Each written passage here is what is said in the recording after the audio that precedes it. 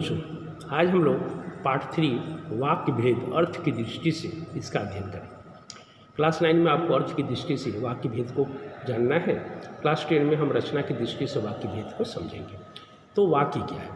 तो बच्चों, मनुष्य को अपने मन के भाव, विचार प्रकट करने के लिए या वार्तालाप करने के लिए वाक्यों की आवश्यकता होती है।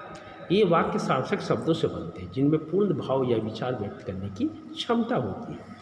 परंतु वाक्य में प्रयुक्त शब्दों का एक व्यवस्थित क्रम तथा निश्चित अर्थ होता है। अतः यह कहा जा सकता है कि शब्दों का वह सार्थक और व्यवस्थित समूह जो पूर्ण अर्थ को प्रकट करे वाक्य कहलाता है। तो बच्चों, वाक्य क्या है? शब्दों का वह सार्थक और व्यवस्थित समूह जो पूर्ण अर्थ को प्रकट करे उसे ही वाक्य कहते हैं। तो बच्चों, वाक्य के बारे में आपने डिफाइन को समझा। अब हम लोग वाक्य के अंग के बारे में जानेंगे। तो वाक्य के 2 अंग होते हैं, उद्देश्य और विधेय। ध्यान देंगे, वाक्य के 2 अंग होते हैं, उद्देश्य और विधेय। इंग्लिश में उस उद्देश्य को सब्जेक्ट और विधेय को प्रेडिकेट के नाम से जाना जाता है। तो उद्देश्य क्या होता है? वाक्य में जिसके बारे में कुछ जो बात कही जा रही है, जिसके बारे में कहा जा रहा है, उसे ही हम क्या कहते हैं? उद्देश्य कहते हैं। तो वाक्य में जिसके बारे में कुछ कहा जाए उसे सूचित करने वाले शब्द को उद्देश्य कहते हैं। यह वाक्य का कर्ता होता है। कभी कर्ता एक शब्द में भी होता है और कभी एक से अधिक। जैसे रोहित विद्यालय जा रहा है, तो यहाँ किसके बारे में बात सूचित हो रही है? रोहित के विषय में।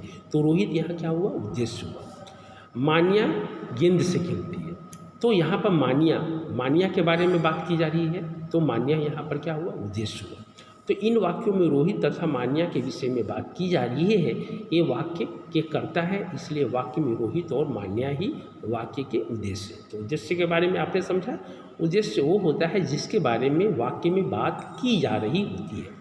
जैसे रोहित विद्यालय जा रहा है, तो किसके बारे में बातचीत हो रही है? रोहित के बारे में, तो रोहित यहाँ उद्देश्य। उसी तरह से मानिया गेंद से खेल रही है, तो किसके बारे में चर्चा हो रही है? मानिया के विषय में, इसलिए मानिया यहाँ पर क्या है? उद्देश्य।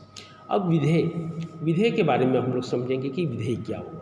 तो वाक्य में उद्देश्य या कर्ता के विषय में जो कुछ भी कहा जा रहा है उसे ही विधेय कहेंगे। दूसरे शब्दों में हम ये कह सकते हैं कि उद्देश्य को छांटने के बाद जो बच गया वही आपका क्या कहलाएगा? विधेय कहलाएगा।